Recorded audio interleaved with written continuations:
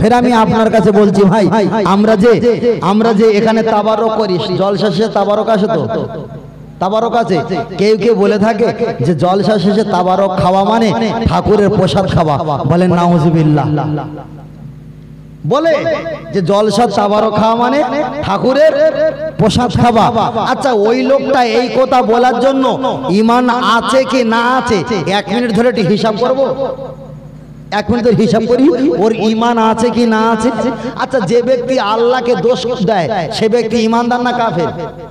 যে ব্যক্তি নবীরে দোষ দেয় সে ব্যক্তি ঈমানদার না কাফের? কাফের। এবার একটা হিসাব করছি, চুপ করে থাকেন। নবী আদম আলাইহিস সালামের সন্তান নবী শীষ আলাইহিস সালাম, আমার আখেরি নবী মুহাম্মদ সাল্লাল্লাহু আলাইহি ওয়াসাল্লাম, আমার শেষ নবীর প্রশংসা করছিল। নবী শীষ আলাইহিস সালাম উম্মাতানিকে সঙ্গে নিয়ে আমার নবীর নামে প্রশংসা করা শুরু করছিল। আমার আল্লাহ খুশি হয়ে জান্নাত থেকে 5টা দুম্বা পাঠিয়ে দিয়েছেন। এ ফেরেশতা জিবরাইল আলাইহিস সালাম, নবী শীষ আলাইহিস সালাম দুইজনা মিলে দুম্বাগুলো জবাই করলো।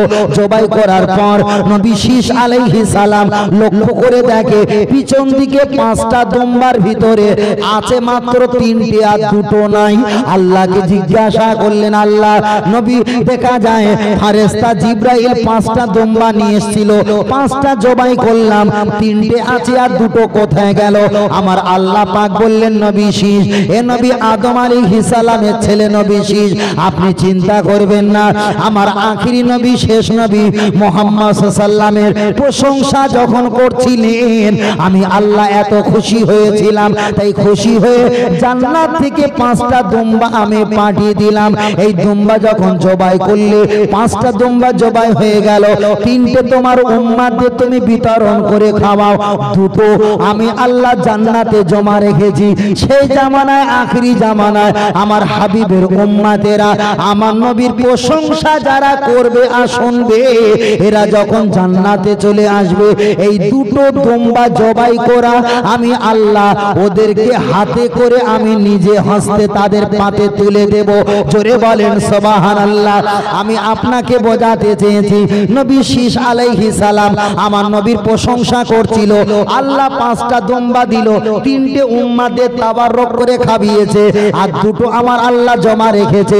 কিয়ামতের পরে জান্নাতের ভিতরে আমার আল্লাহ দিদার আমরা দেখতে পাবো। আল্লাহ ওই 2টো দুম্বা রান্না করে সুন্দর করে বান্দাদের জন্য নিয়ামতি করে প্লেটে করে খাদ্য দেবে। তাহলে আমার আল্লাহ জান্নাত থেকে 5টা দুম্বা দিয়েছে কিসের জন্য? আমার নবীর প্রশংসা হচ্ছিল, তাবারক করার জন্য। ওই তাবারক নবী শীষ খেলো, নবী শীষ আলাইহিস সালামের উম্মাত খেলো। আবার ওই তাবারক আল্লাহ জমা রেখে দিয়েছে জান্নাতের ভিতরে, আমার আল্লাহ নিজে হাতে খাওয়াবে। তাহলে নবীর প্রশংসা হচ্ছে, নবীর তারিফ হচ্ছে। এখানে ছেলেরা বিরানি হিসাবে তাবারক সিন্নি সেলাওয়াত করেছেন। আর এটাই যদি কেউ যদি বলে ঠাকুরের প্রসাদ, তাহলে নবী শীষও প্রসাদ খেয়েছে।